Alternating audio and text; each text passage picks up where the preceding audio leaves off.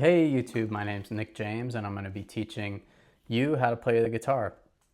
I've been playing guitar for about 25 years and wanted to take the chance to share some of the concepts that helped me learn the guitar and hopefully will speed up your guitar journey so you could play any song you'd like and even start creating songs immediately.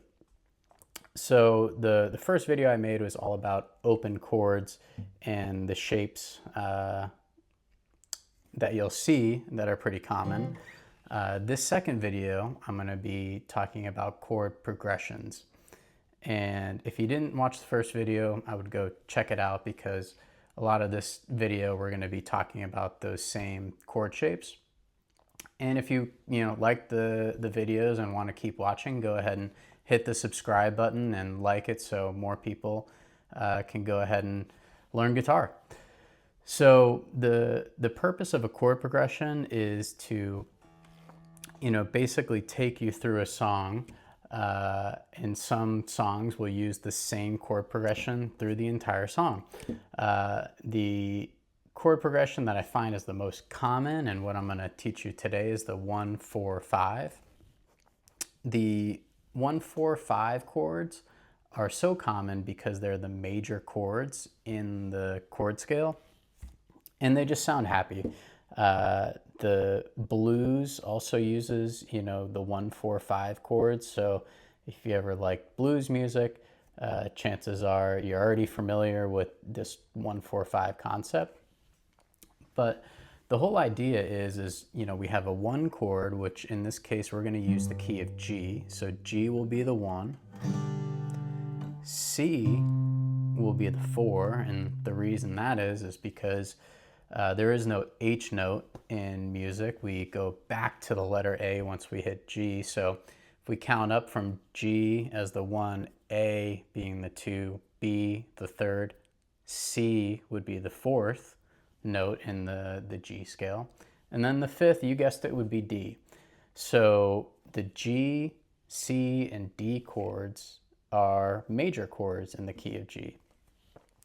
And we're going to be playing G major, C major, and D major. Now this is the best cheat code you'll ever get and probably one of the most popular shapes for the C chord that you'll see used over and over again. So instead of using this open shape I showed you in the first lesson, you can actually use a similar shape to this G and just drop down these fingers a set of strings. So instead of having the G note on the E string, you're going to be playing the C note on the A string. And same thing with your pointer finger, you're going to go a fret down and a string down to play the E note now.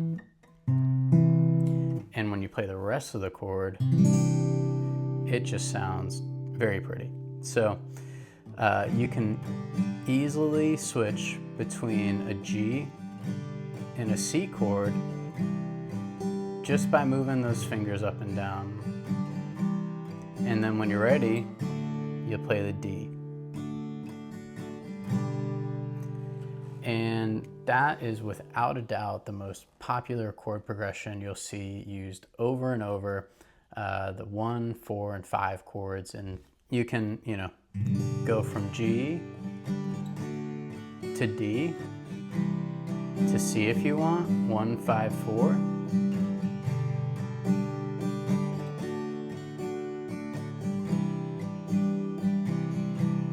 You could also do 1-4-5.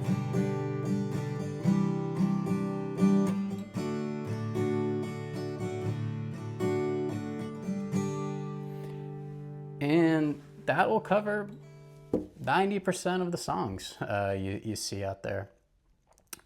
We learned a lot of other shapes, and I say a lot, but just a couple other shapes in the first lesson, like the E shape, and this is E minor, and the A shape,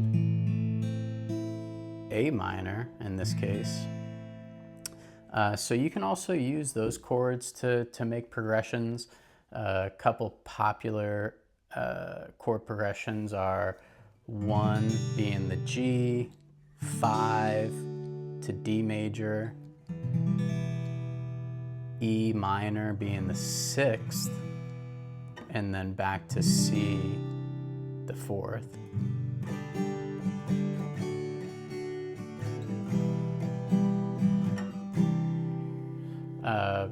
One of my favorite songs, Beautiful Soul, Jesse McCartney, 1-5-6-4 chord progression. It works, and people like it. There's also the 1-6-4-5. So if you started on G major as the 1, you could play E minor after that, and that would be the 6th chord in the G chord scale. And then we're going to play the 4 chord, C, and then D, the 5 chord.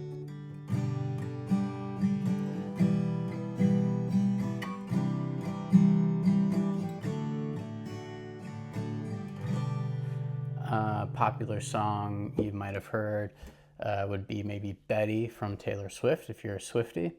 And that song is a 1-6-4-5 chord progression. But you might say, hey Nick, that doesn't sound totally right. I don't think it's in that key. Well, you are right, it's in the key of C. So that's the beauty of guitar. We're going to be able to change keys easily with a capo. So you can get a capo, put it on the 5th fret, and we can use the same shapes we learned before to now be in the key of C. So this note is C on the 8th fret of the E string. And if I use the same shape, G shape, that's a C major. I just have my capo holding down the 5th fret. And now I could play Betty where it sounds more right.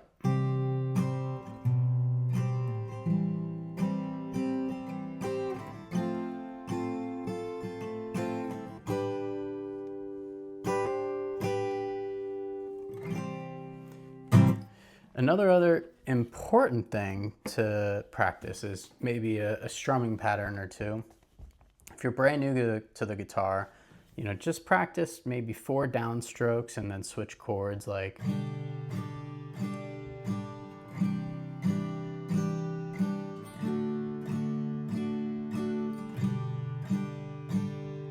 eventually you want to add in some upstrokes, just go up and down.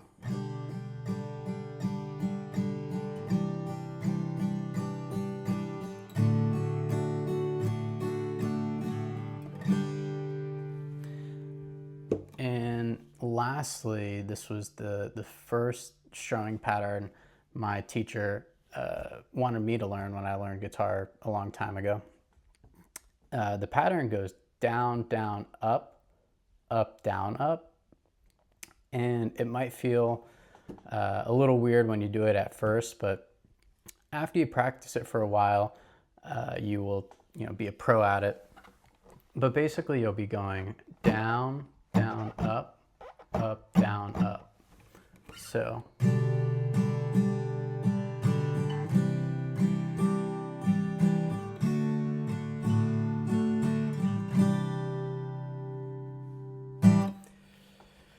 And that's it for right now. I just wanted to take the time to explain chord progressions, why they function the way they do, and how you could play thousands of songs with just learning a few easy chord progressions. Stay tuned for more lessons. The next lesson I'm going to be covering bar chords, and eventually we'll get into soloing and improvising and a lot of other really fun concepts. Thanks for watching.